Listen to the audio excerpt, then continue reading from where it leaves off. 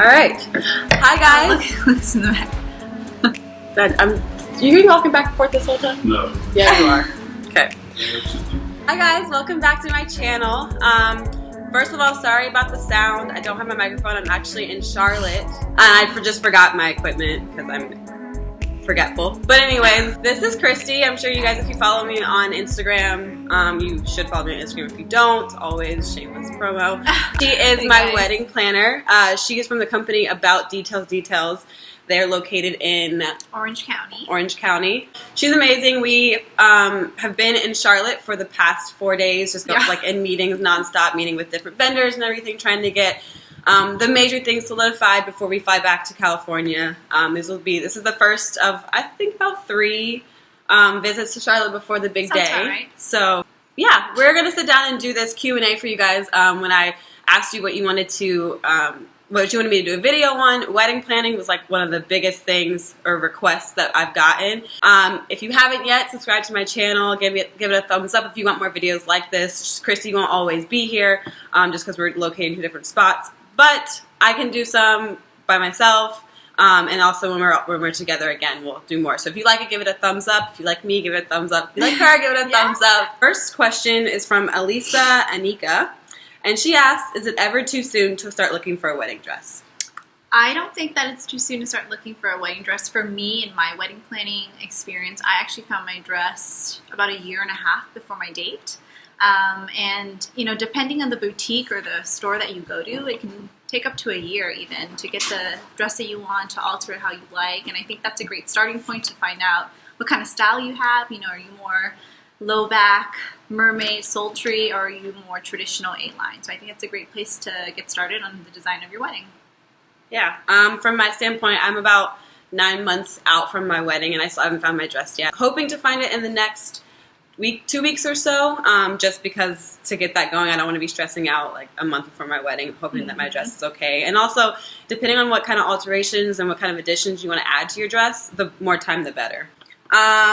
All right, I'll do a question that was asked for me, and the question was from Girls Sports Fanatic. She asked, must have details for my wedding.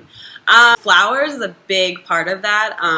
It's what I'm probably going to put the most of my budget into is flowers, because I think flowers make the venue, the reception, and pretty much everything of a wedding. I've seen a lot of beautiful pictures, and the main thing is just the flowers and how much that can brighten up the venue as well. So that's something that I'm like really obsessing over, and I want just right. So the next question, asked again by Elisa Nikki, is if having a destination wedding, how early in advance do you save the dates and invites? So weddings that are not destination, the ideal time schedule is 6 to 8 weeks that you send out invitations, and of course that can really depend on your guest count and how many percentage of your guests are from out of town, how many of them are in town. For destination weddings that I've done personally, it all depends on the guest count of my couples. I think that the earlier the better. I think that it gives guests plenty of time to make their arrangements, to block out their schedule, especially depending on the time of year. If it's during holidays, if it's during a peak season, the earlier the better. And your guests will appreciate that, the early notification, which can save them some money on their end, booking flights, doing hotels and whatnot. So yeah, I think that in terms of save the dates, if you're a more traditional bride, you would send your save the dates for a destination wedding closer to 6 to 7 months out, and then your formal invitations a little bit past the 6 to 8 week mark, just because save the date can let them know about where and when that location and your event will be, and the formal invitation will give them more additional details as to their hotel block, their things to do in the city that they need to account for, and little things like that. That's a great question. That was a good question. Sarah is Smiles.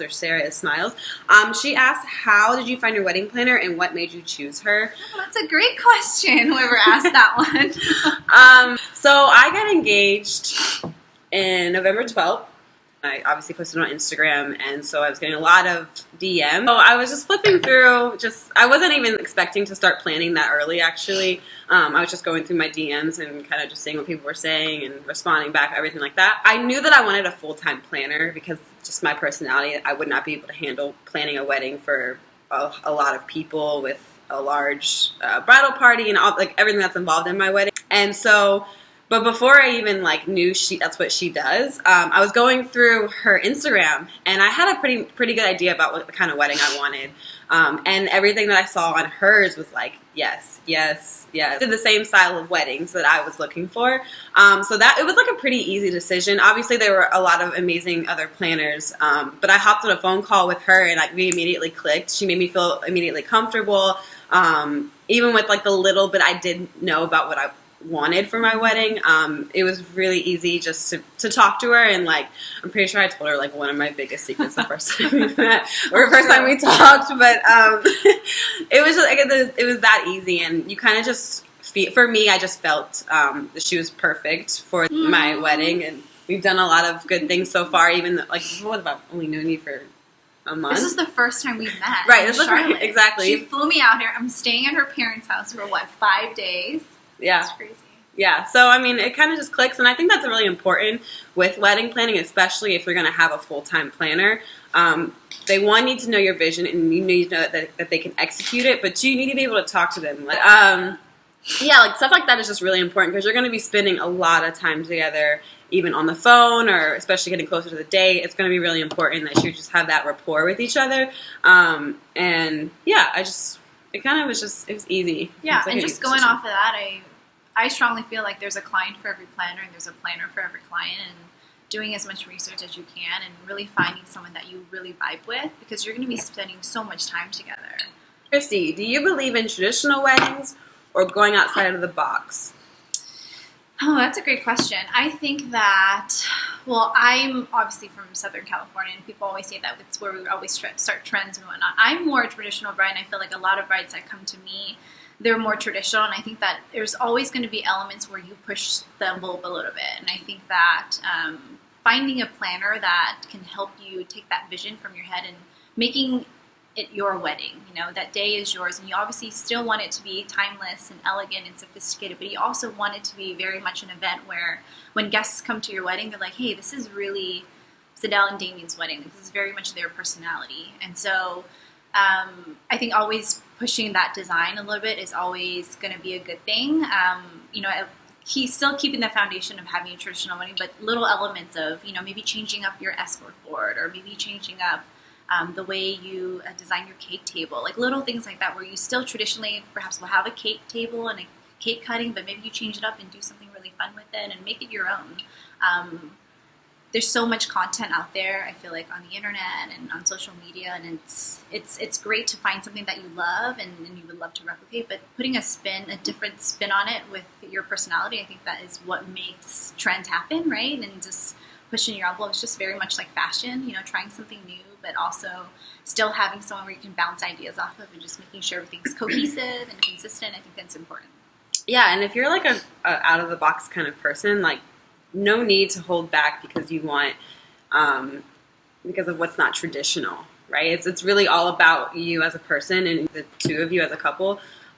It's just about how you are as people, and I think that what's important about weddings is not only just the unity of it, but like being able to express who you are as a couple. Okay, What's my next question? Pros and cons between in-state wedding, destination wedding, and a courthouse wedding.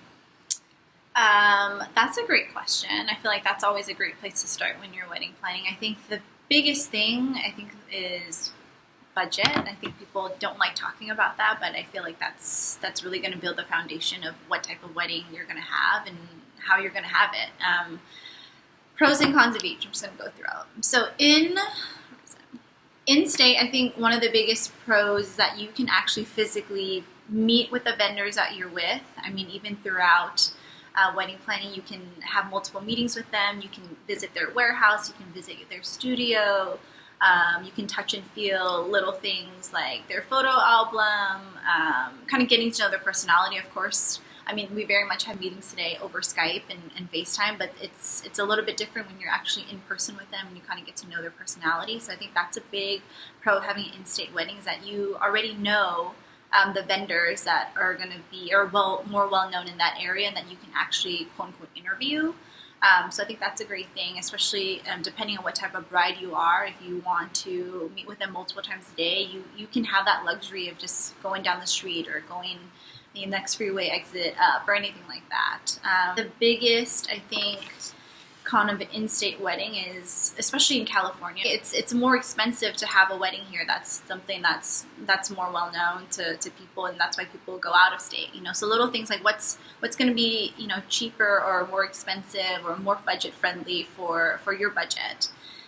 Pros and cons of a destination wedding. I think the pros is, doing something different. Guests who, they will make it a vacation. I think that's very much trying to get your guests to try something new and having them push the envelope a little bit. And that can save some money on your end too, depending on budget. If you want to have this elaborate honeymoon in like Bali, you can have your wedding in Bali where, the cost of a wedding there is going to be much more inexpensive than, say, San Diego. And also, having double dipping and doing your honeymoon there. I think that's great too. The cons of having a destination wedding is, of course, planning, depending what type of bride you are. And, some people don't have a wedding planner. They may have maybe a month of coordinator who's not like a full service planner. So doing that everything on your own, a destination wedding means a different language, different time zones, so little things like that. For a courthouse wedding, and I'm from the Bay Area, I'm from San Francisco, and a lot of people do a city hall wedding, and I think that the pros of doing that is going to be much cheaper. I mean, honestly, it all comes down to budget and the personality of you and your fiance. For a courthouse wedding, all you really need is a bouquet that you can probably get at a flower shop, a really bomb photographer, and that's it. I mean, it's really just celebrating you two. Another thing, a con with a courthouse wedding is that you're not going to have the luxury. I mean, you may have your mom, your dad, your brother, your sister, some of those that are immediate to you, but you won't have the luxury of perhaps inviting your 200 guest count people,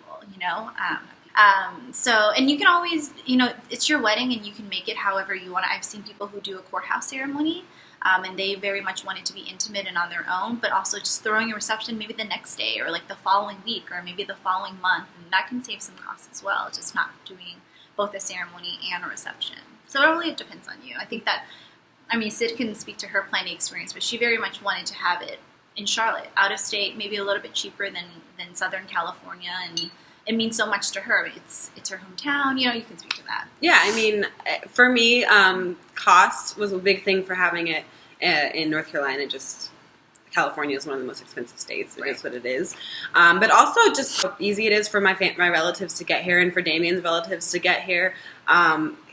Most of his family is from New York and Baltimore. Most of my family is from Charlotte, Virginia, and the surrounding areas. So it's just easier for people to get there. Again, like she said, it's my hometown. I love it here. I'm getting married in the church I grew up in, the church that my brother got married in. So it's a lot of nostalgic things for me. But going off of budget and guest list, the pros and cons and all that stuff, there's a ton of questions on how do you manage your guest list and budget, and also where my budget came from. Like, what is my budget? I'm not gonna. That was the very first questions that I asked Sydel. Yeah, those are the questions you're gonna have to answer if you have a wedding. If you have a wedding planner or don't have a wedding planner, like that's the number one thing you need to. You just need to go in with like a set budget, because like you just don't want to be spending money, and then you come around to the end of it all, and you're like, oh, when did I spend this money? And when did I do this? It all really adds up.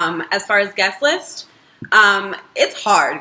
Like, it's really hard, especially when you have a cap. Like, my parents said that this is your cap of guests. Like, can't go past that. It's really, really hard. My advice for that, just in like a nutshell, is when you think back in 30 years and you think about all the people that attended their wedding and wanted to celebrate you, were you going to be happy that they're there? People that love you and support you and your fiance's relationship and want to celebrate you, like that's who you want to invite. Family wise, I have a huge family. Like majority of my guest list is my family. I don't have many like close friends. So majority is my family because they've always been there and I want to celebrate that day with them. But yeah, guest list is hard, and I would just say like trust your instinct. If you're going back and forth about someone, then probably not. I don't know what you. Well, just going off of that, it really depends on the venue too, as well. There's going to be certain parameters of how many people they can fit. Sometimes with brides, like they have a specific vision of like, hey, I really always wanted 2 really long tables. Depends on how you want to see people, and sometimes that matters too. And again, going off what Sid said, there's going to be so many people, and you're going to have those awkward conversations with your fiance and your family, and they may be besties with them 7 years ago, but they haven't really said a word or only sent a Christmas card once a year. It's just one of those things where at the end of it, you have a budget tracker, you know how much things will be per person, and you calculate that. And I feel like once you monetize certain items, you can be able to say, like, okay, is this person not worth, but like, is it worth them costing me potentially $250 per person? That's a lot, and you multiply that by your guest count, and that can really add up. So I would, if you want to like actually watch this get played out, there's a movie called Father of the Bride, and they had just gotten their head count for how many people in the movie. They just gotten their head count for how many people or how much it's going to be per head, and you literally see them like sitting in front of a box with all the invites, RSVPs, and they're like going through each like, okay, you haven't talked to him in 5 years.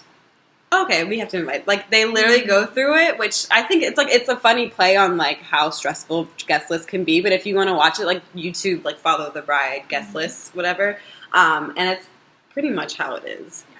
Don't feel bad. Like, that's one thing that, like, I've just kind of accepted is, like, I can't feel bad for not inviting somebody that I went to high school with that I barely talked to, that I'm friends with on Facebook. Like, I don't feel bad, and it's your decision, so make it and be confident in it and then keep it moving. Are there alternatives to wedding cakes? And what is there to do to make guests happy as far as changing up the dessert? So it really depends on what type of bride you are. For my personal wedding, I wanted a cake cutting because that's kind of the tradition of like what my family did for their weddings. It's always really fun to see things for dessert, a donut wall, a macaroon tower.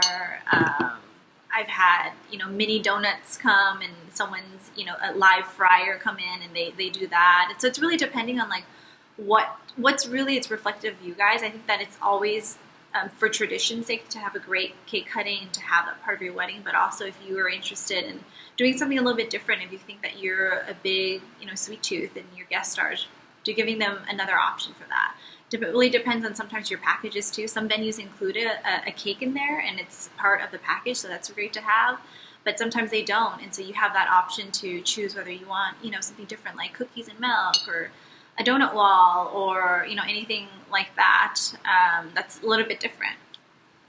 What are we doing? We're doing a cake. We're doing a cake. Yeah, we're doing a cake. And if you think a cake is too expensive and you want to cut a cost, get a smaller cake just so you can have that that moment of cake cutting and the tradition of it, and then do something that's a little bit less expensive, right? To save costs, but also to add your little touch to it. I mean, you can. I feel like I'm learning that you can literally do whatever you want. You can. I just found out today some people don't make speeches at the wedding. They just do it all at the rehearsal dinner. Right.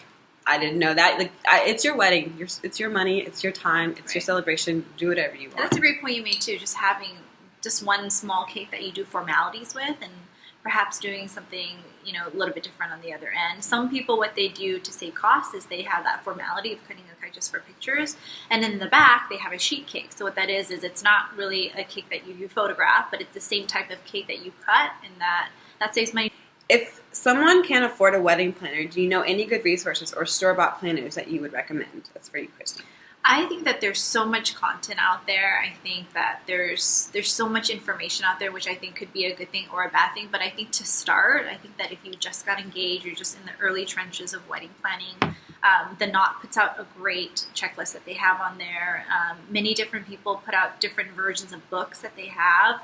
Of course, that's more generic, but you can really custom to your own. I mean, Mindy Weiss has a great book that's out. There's even ones where you input your wedding date and the location, and they'll spit out a checklist for you, and you can really customize and make it your own. Yeah, You bought a book, right? No, I bought Damien. You bought Damien. She bought Damien a book. Your groom is completely, like, unaware. Like, honestly, Damien has no idea what goes into a wedding, and so I bought him like a groom's guide.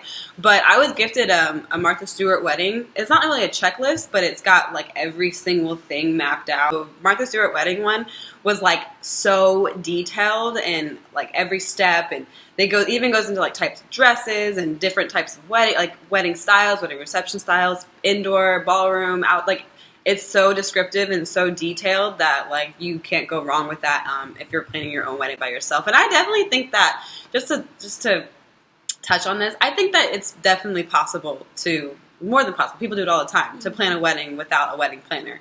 I don't want this to seem like you have to have a wedding planner to get things done. I mean, I could plan my own wedding if I wanted to, but I want to enjoy it. And I know that if I was planning it myself, I wouldn't be able to enjoy it. High anxiety levels, high stress levels. It's a personal problem. I'm working on it. You can do it by yourself. Like she said, there's so many different types of resources out there.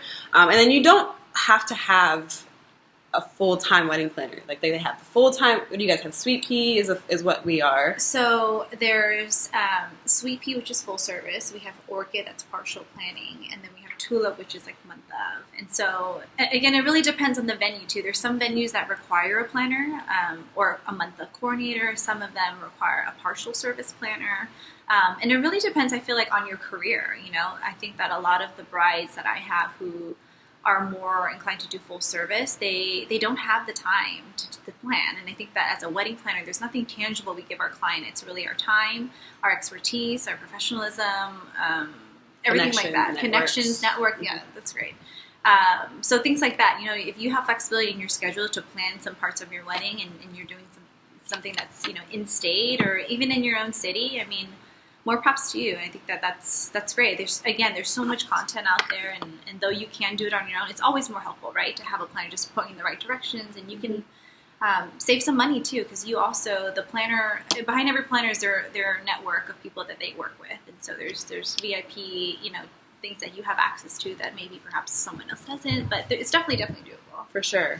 Last question was tips on not becoming too overwhelmed. I don't think I'm what's the word, qualified to answer that question.